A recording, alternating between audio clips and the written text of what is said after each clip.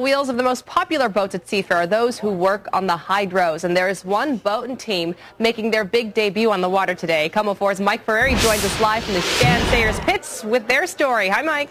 Hey, Mary. Well, you know, about 6 months ago, a bunch of fellas from Seattle got together. They decided to build a hydro. Now, the original plan was to build a boat for next season, but once they started building, they realized, hey, let's do it for this year. And little did these guys know that the first half of their summer would be spent in a frantic frenzy of boat building. Out in the woods in Preston, it has been a vicious race against time.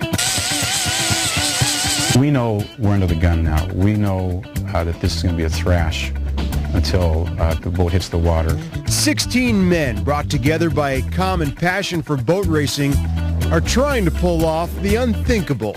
We are having fun still, and we only have 7 weeks to go. And you can see how the boat looks now. I mean, we have a lot of work to do. 7 weeks to make this into a finely tuned, technically mastered hydroplane. Cut 1, 2, 3, 4 pieces 62 inches long. Nate Brown will drive the boat. It's being built in his shop, and since he knows almost everything there is to know about boat racing, he's in charge. I could never do this by myself, not in a million years. I mean, all these guys in the crew, some of them are racers, some of them are not. I would say most of them have never been to a boat race before. Now that's kind of scary, isn't it? With Nate leading the way on everything from grinding to scraping. The young lad here is sanding the paint off the bottom of the boat. And sometimes eating. Are there brownies here? They were right out there. Whoa, brownies? They work nonstop, knowing that their boat must float by the end of July. We're up against the wall. I mean, I think that if somebody said, what is the definition of racing? It's an activity that will consume all available money and utilize all available time. And we're already there. I mean, we've already eaten up all our money, and, you know, we have 6 weeks left, and there's no time to sneeze or go to the bathroom or anything else. I mean, we're there. It's a mad race against the clock. It doesn't matter how fast they go, there is still always more work to be done. And as the race date draws closer, the team is really beginning to feel the pressure. We're behind. I got to get that thing glassed in the boat so we can get the cockpit glassed on the boat so I can roll the boat over so we can finish the bottom of the boat. The Columbia Cup is now 17 days away. Despite the team's marathon of labor, doubts if the boat will be ready are beginning to surface. I don't know how the heck we're going to get it done, but we're going to try. And that's about all we're going to do is just work really hard and not give up. I mean, we'll be working on it in the pits, I'm sure, in Tri-Cities and everything else like that. But all we can do is just keep working our butts off. With the team up against the wall, Nate refuses to lose sight of the ultimate goal. I have no expectations for Tri-Cities. I've got all the expectations in the world for SeaFair. Go slow. 3 days before the Tri-Cities, the boat is finally painted.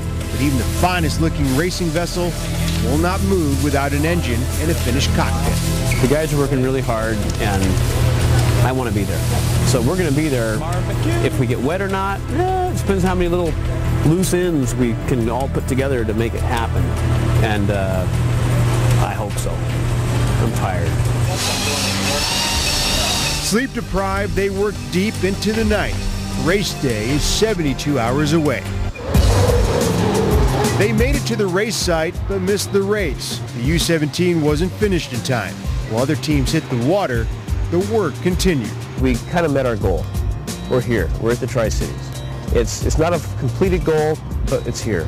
And the method to my madness is, none of these guys have been to a boat race before.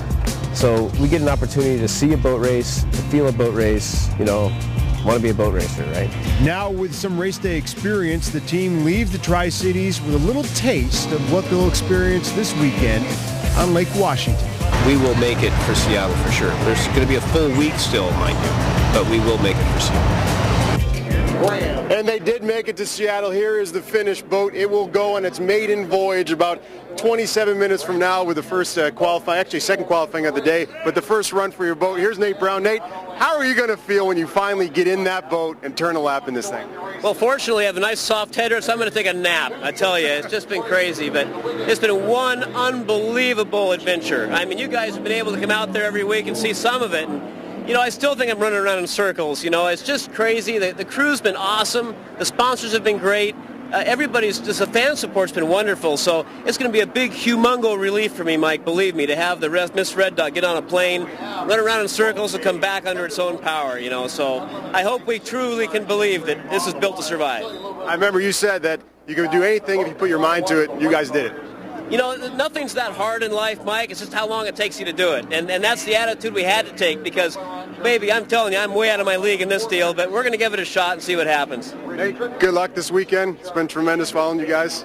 All right, there you go. U-17. Look for it this weekend. There you have it, Mary, a boat story. I think he summed it up well with humongo relief. Thank you very much, Mike.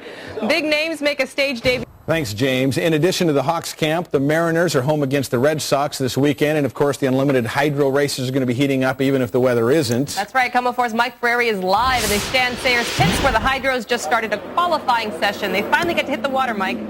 Yeah, that's right, Mary. They're back on the water for their second qualifying session of the day, and the question this year is, can anyone beat the big orange boat of Dave Vilwalk, the Miss Elam? Let's take a look at the Elam sitting still today, getting ready for a qualifying session. There it is, the boat that everyone wants to beat. Now, Vilwalk has won every race already this season. And look at the crew. Cool as a bunch of cucumbers just kind of hanging out this afternoon. That's a big difference from the crew of the U-17. They just finished building this boat last night. And get this, both the Miss Elam and the Miss Red Dot were built in Nate Brown's shop out in Preston. I remember going this crazy back then too, you know. I mean, it was really great to have a hand in helping build the Elam boat up in my shop, and you know, they really helped out big time, helping me out too as well with this one. They gave me all the tooling, anything I really needed I could ask for, and they pretty much gave me or sold me. But just support. Eric's been great, you know, and it's this whole community is one big family, as you well know. You know, I mean, half the people are married to some other people on different crews, you know, so it's just one big happy family, and we're just real glad to be part of it. Nate Brown is a very tired man, very little sleep over the past month getting this boat ready right here, and they fired up the engine a few moments ago. Nate's going to get in the boat shortly and take it for its first trip out on the water. So Eric and Mary, the one thing they said, they hope it doesn't sink. Back to you. Ditto. Thank you, Mike. Meanwhile, Our own Mike Ferreri is out on Lake Washington getting ready for the Hydros. Mike, how's it looking out there? Hey, Eric and Mary, it's a big weekend out here. We all know that. The first weekend in August is always huge. Now, Dave Vilwalk was the fastest boat on the water today during hydroplane qualifying. He went over 156.5 miles an hour, and that is pretty darn fast in a boat. But the other team, there was one team in particular that was getting all the attention, the guys that finished their boat up in Preston last night. The U-17 Miss Red Dot was built in Preston at Nate Brown's boat shop. It was christened late this afternoon, then was hoisted in the air for the first time, put in the water, and then Nate got in the cockpit and took the boat. His team has been working on the past 6 months for its very first ride.